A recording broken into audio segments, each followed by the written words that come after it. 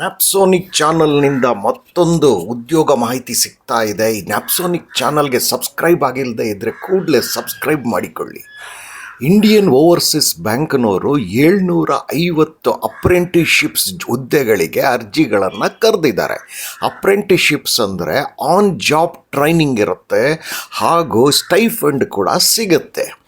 ಈ ಕೆಲವೇ ನಿಮಿಷಗಳ ವಿಡಿಯೋನಲ್ಲಿ ನಿಮಗೆ ಲಾಸ್ಟ್ ಡೇಟ್ ಯಾವತ್ತು ಅನ್ನೋದು ಗೊತ್ತಾಗುತ್ತೆ, ಹಾಗೂ ಟೆಂಟೇಟಿವ್ ಡೇಟ್ ಆನ್ಲೈನ್ ಎಕ್ಸಾಮ್ ಅನ್ನೋದು ಗೊತ್ತಾಗುತ್ತೆ, ಏಜ್ ಎಷ್ಟಿರಬೇಕು, ಅದರ ರಿಲ್ಯಾಕ್ಸೇಷನ್ ಎಲ್ಲಿವರೆಗೂ ಸಿಗುತ್ತೆ ಅನ್ನೋದ್ರ ಬಗ್ಗೆ, ಎಜುಕೇಷನ್ನು, ಸ್ಟೈಫಂಡ್ ಎಷ್ಟು ಕೊಡ್ತಾರೆ, ಸೆಲೆಕ್ಷನ್ ಪ್ರೋಸೆಸ್ ಆಗಿರುತ್ತೆ, ಲೋಕಲ್ ಲ್ಯಾಂಗ್ವೇಜ್ ಟೆಸ್ಟ್ ಅಂದರೆ ಏನು, ನ್ಯಾಟ್ಸ್ ಪೋರ್ಟಲಲ್ಲಿ ರಿಜಿಸ್ಟ್ರೇಷನ್ ಮಾಡ್ಕೊಳ್ಳೋದು ಹಾಗೆ, ಹಾಗೂ ಎಲ್ಲ ವೆಬ್ಸೈಟ್ ರಿಜಿಸ್ಟ್ರೇಷನ್ ಲಿಂಕ್ಗಳೆಲ್ಲ ಎಲ್ಲಿ ಸಿಗುತ್ತೆ ಅನ್ನೋದ್ರ ಬಗ್ಗೆ ಪೂರ್ಣ ಮಾಹಿತಿ ಸಿಗುತ್ತೆ.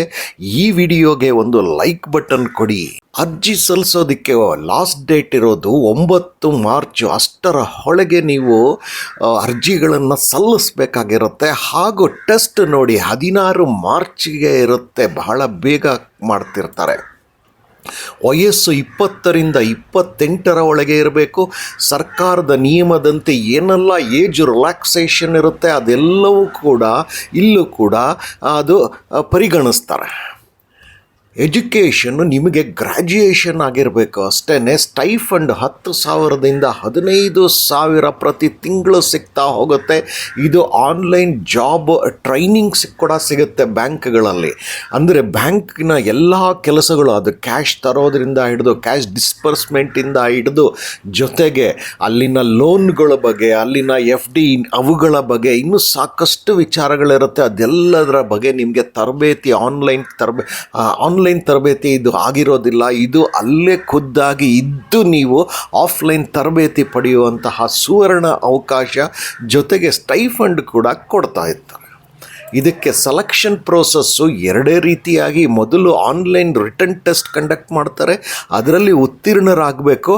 ಆದಂಥವರಿಗೆ ಪರ್ಸ್ನಲ್ ಇಂಟರ್ವ್ಯೂ ಕೂಡ ಇರುತ್ತೆ.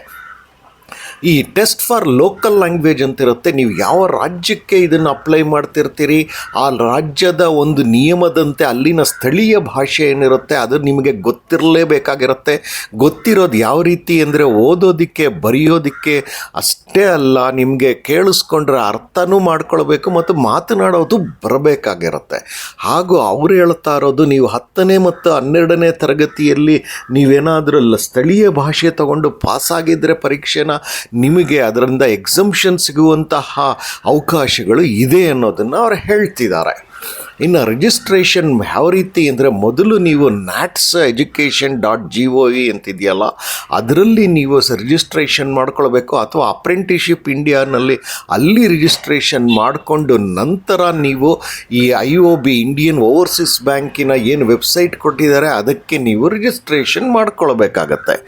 ಇನ್ನು ಕಡೆಯದಾಗಿ ನಿಮಗೆ ಬೇಕಾಗುವಂಥ ಮಾಹಿತಿ, ಈ ವೆಬ್ಸೈಟ್ ಲಿಂಕ್, ಅಡ್ವರ್ಟೈಸ್ಮೆಂಟ್ ಲಿಂಕ್ ಎಲ್ಲ ಎಲ್ಲಿ ಸಿಗುತ್ತೆ ಅಂತ ನೀವು ಯೂಟ್ಯೂಬ್ ಲಿಂಕ್ ಮುಖೇನವೇ ಈ ವಿಡಿಯೋನ ನೋಡಬೇಕಾಗಿರುತ್ತೆ.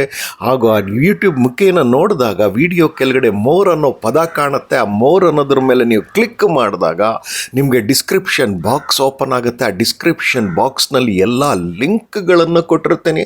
ಅದರಲ್ಲಿ ವಿಶೇಷವಾಗಿ ಅಡ್ವರ್ಟೈಸ್ಮೆಂಟ್ ಲಿಂಕನ್ನು ಕನಿಷ್ಠ 2 ಬಾರಿ ಆದರೂ ನೀವು ಓದಬೇಕಾಗತ್ತೆ.